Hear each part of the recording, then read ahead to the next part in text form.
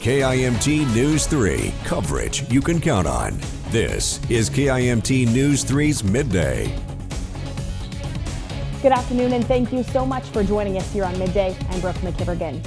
We have got quite a bit to get to this afternoon, but first, severe weather is on its way to our area. The National Weather Service is calling today's forecast a potentially historic event. So wasting no time at all, let's get right to KIMT Storm Team 3 meteorologist Sean McAday for weather update.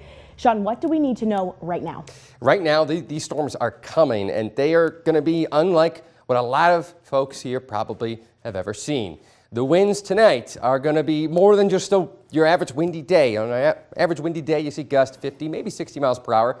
Today, it's 60 to 100 miles per hour, a moderate risk for severe weather from our area down to Omaha and Des Moines for these strong winds moving through this evening and tonight, and also a risk for a couple of tornadoes in the bunch. Damaging wind event is expected in our area. That comes with downed trees and probably some widespread power outages, so you need to be preparing before 5 p.m. You got 5 hours before 5 p.m. for the possibility of losing your power tonight and also being impacted with damages and potentially blocked roads tomorrow morning.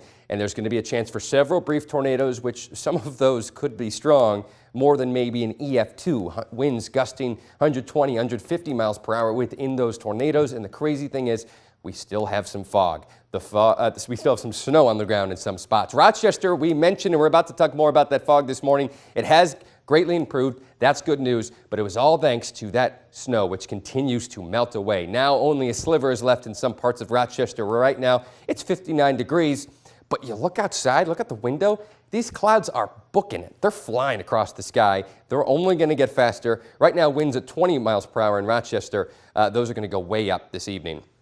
Austin, sunshine, and that is actually worrisome because the warmer we get, the stronger and the more energy we have for these thunderstorms that are going to roll through the area later on this evening. 66 miles per hour, or 66 degrees in Charles City with the temperature 59 in Rochester. We are already broken the warmest December 15th ever. We're probably getting real close or breaking the warmest December day ever recorded. So we're going to continue to monitor these as we work forward. But again, 60 to 100 mile per hour wind gusts and potential tornadoes. I'm talking more about the timeline of this coming up. Thank you, Sean. One of two crashes that closed a portion of a major roadway this morning turned fatal, and we're learning it involved 6 vehicles. The Minnesota State Patrol says a crash on Highway 52 north of Rochester near Pine Island involved 3 commercial vehicles and 3 passenger cars. KIMT News 3's Samantha Soto joins us live now with the very latest. Sam, where exactly are you and what are you seeing?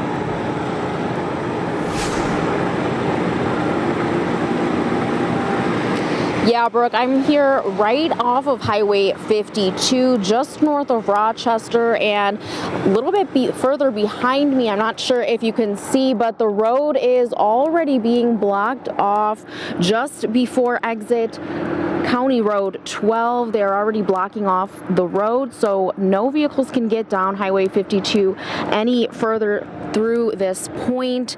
We're hearing that the road is going to be blocked off for several more hours, and that is expected to be just what we know for right now. And you know, thick fog is expected to have played a role in this and one other crash. But for right now, we will keep you posted with whatever updates follow this. And for now, we're sending it back to you live in Rochester. Samantha Soto, KIMT News 3. Sam, thank you. Just a reminder for you, you can always go to MnDOT's website and check out their live traffic cams to look at current road conditions and the traffic situation before heading out the door.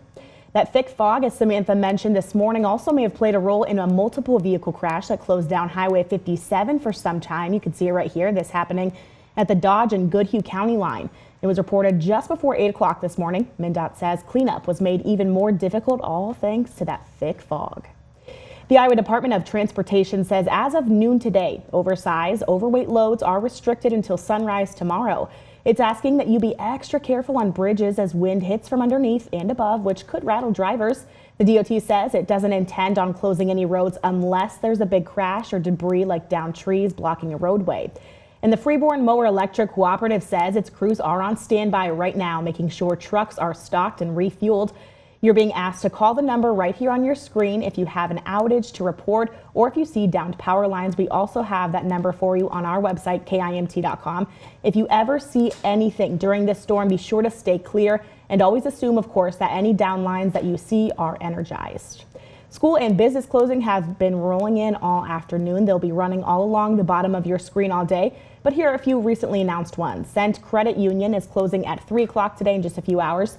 Smart Transit closes at 6 o'clock this evening. The St. Ansgar Senior Center is closed all day today. Northwood Kensett schools are closed, and there are several area schools that are dismissing students at 1 o'clock this afternoon.